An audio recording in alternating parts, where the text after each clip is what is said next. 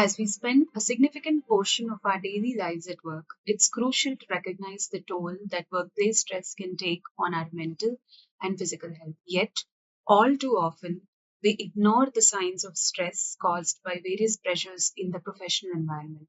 It's both tragic and timely that the recent death of a 26-year-old professional, reportedly driven by the intense demands of overwork and a culture that glorifies long hours, aligns with this year's World Mental Health Day theme, which is it is time to prioritize mental health in the workplace.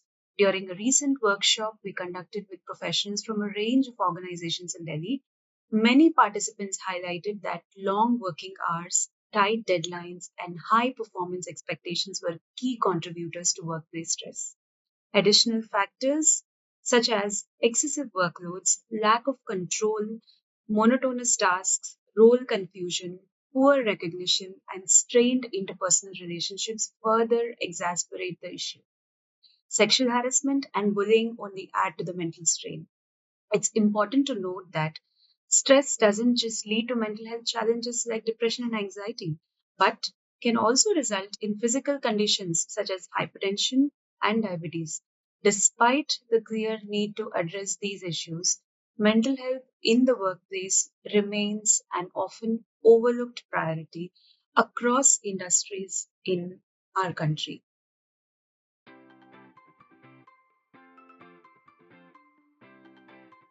Prioritizing mental health in the workplace is crucial for several reasons. One is employee well-being. I mean that ensuring employees' mental health is supported leads to healthier and happier individuals who are more engaged and productive.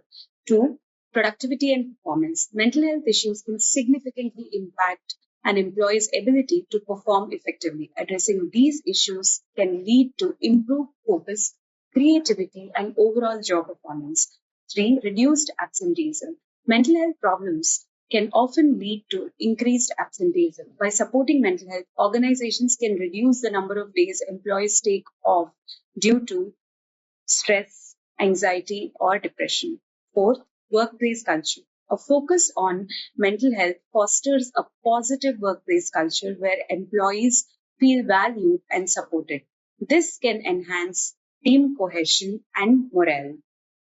Fifth, retention and recruitment. Organizations that prioritize mental health are more attractive to potential employees and are more likely to retain their current workforce. This can reduce turnover rates and the costs associated with hiring and training new employees. Sixth, legal and ethical responsibility. Employers have a duty of care to their employees. Supporting mental health is part of their responsibility and can help avoid legal issues related to workplace stress and mental health discrimination. Finally, which is related to all the points above, is economic benefits. Investing in mental health can lead to significant economic benefits for the organizations, including reduced healthcare costs and increased productivity. By creating a supportive environment, organizations can help their employees thrive both personally and professionally.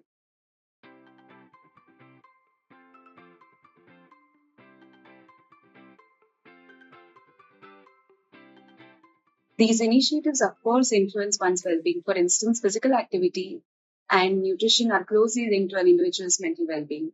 However, we should go beyond what immediately meets the eye and develop long term sustainable workplace programs.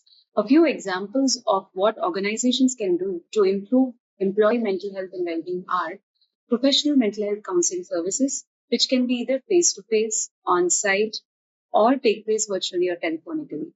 There should also be specialized support and counseling services for employees to deal with death, loss, and grief. Like a healthy and physically fit program, a Healthy Minds initiative by organizations should include discussions and webinars on well being, stress management and reduction sessions, and in person or virtual yoga and meditation sessions. We can talk more about this as we go along the conversation.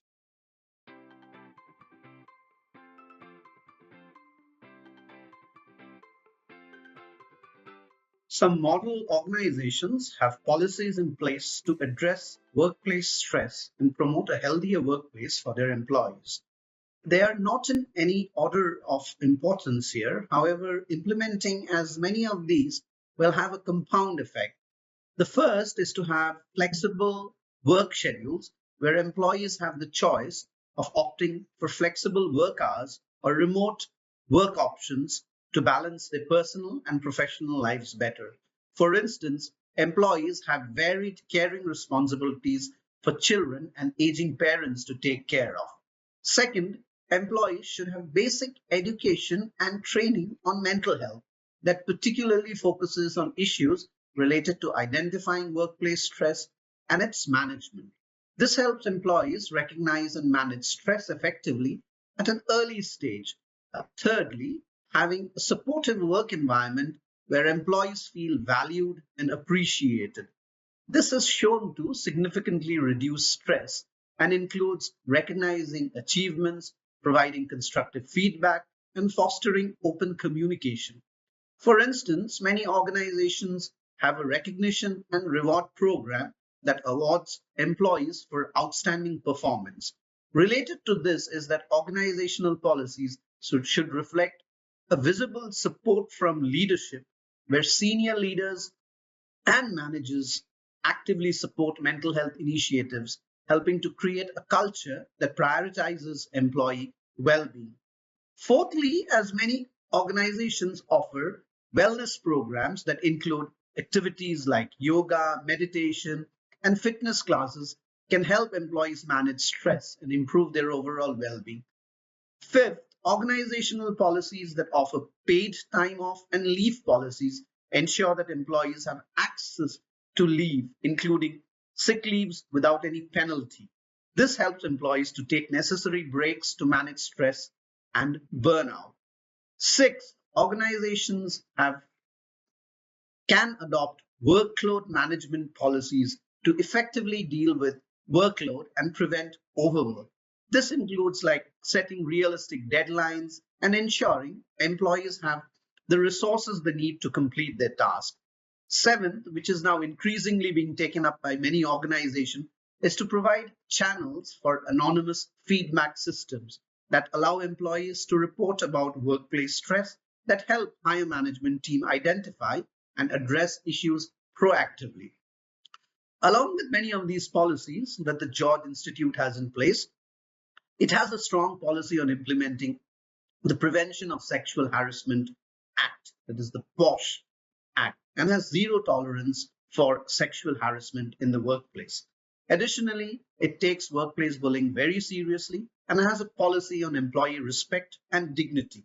It also follows the principles of diversity, inclusiveness, and belongingness, and incorporates these across different organizational policies.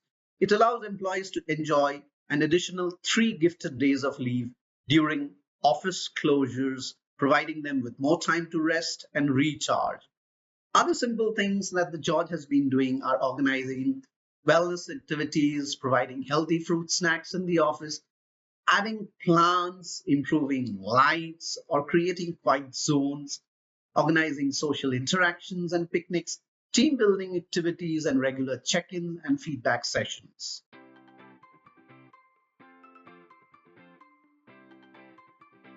I would like to mention a few organizations that have prioritized mental health in the workplace, which have actually shown encouraging results. I do not speak as a spokesperson or promote any of these organizations. I put this as a disclaimer. SAP SE, a German multinational software company that has implemented a comprehensive wellness program that includes mental health resources, physical fitness initiatives, and flexible work arrangements. Google is known for its innovative workplace culture and offers its employees a range of wellness programs, including on site fitness centers, healthy food options, and mental health support. Zappos, an online retailer, emphasizes a fun and supportive work culture. They offer wellness programs that include fitness challenges, mental health resources, and flexible work schedules. Houston Methodist, a healthcare organization, has implemented a robust wellness program that includes mental health support, stress management workshops, and physical fitness initiatives. Motley Fool, a financial service where stress is supposed to be extremely high among employees. It offers a variety of wellness programs, including mental health resources, fitness challenges, and flexible work arrangements. These initiatives have helped create a positive and a productive work environment, contribute to high levels of employee engagement, satisfaction, and productivity, improved employee health, and reduced absenteeism, and high employee retention rates. These examples demonstrate how investing in employee well-being can have a more productive and satisfying workforce.